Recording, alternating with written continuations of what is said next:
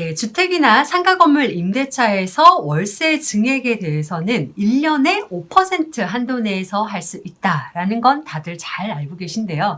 임대인이 5%를 증액하자고 하는데 임차인이 싫다라고 하면 어떻게 되는 걸까요?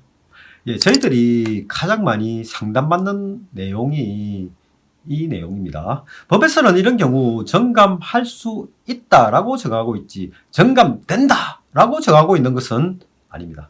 임대인이 말만 한다고 해서 바로 정의되는 거 아니고요. 합의하되 협의의 상한을 정해둔 거거든요. 그럼 협의가 안 되면 어떻게 해야 될까요?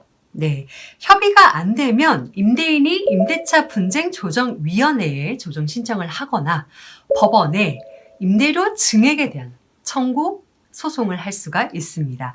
그렇다고 해도 임차인이 계약갱신 요구권이 있는 경우에는 계약이 갱신되는 거고요.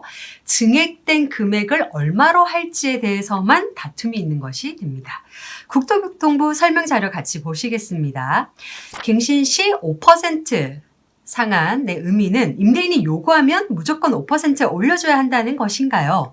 그렇지 않습니다. 5%는 증액할 수 있는 상한일 뿐이고 임대인과 임차인은 그 범위 내에서 얼마든지 협의를 통해 임대료를 정할 수 있습니다. 또 임대인은 임차인의 동의가 없으면 계약 갱신 시 임대료 증액을 할 수 없는 것인가요? 에 대해서도 그렇지 않습니다.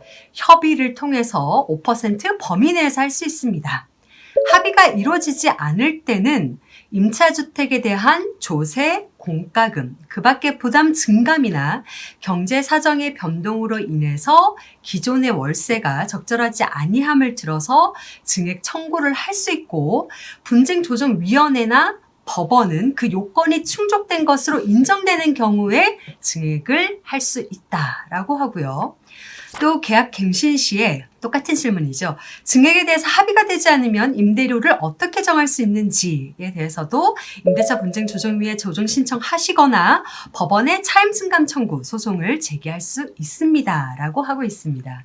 임대료 증액 금액에 대한 다툼이 있다고 해도 당연히 기존 월세는 잘 지급하시는 게 아주 중요합니다. 주택은 2개월치, 상가는 3개월치 미납하면 임대인이 이걸 이유로 계약 해지를 바로 해버리기 때문입니다.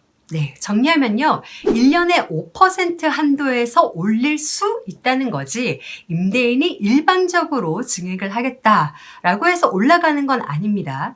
임대인은 임차인이 그 증액 수준에 대해서 다투게 되면 신청이나 법원의 소를 통해서 증액이 필요한 사유를 입증하셔야 되고요. 위원회나 법원에서 적정 금액을 판단하게 됩니다. 예, 입증하는 게 그런데 조금 만만찮은 문제입니다. 저라면 감정을 해야 될지도 모르는 문제이기 때문입니다. 이상으로 술철법이었습니다. 슬슬 감사합니다.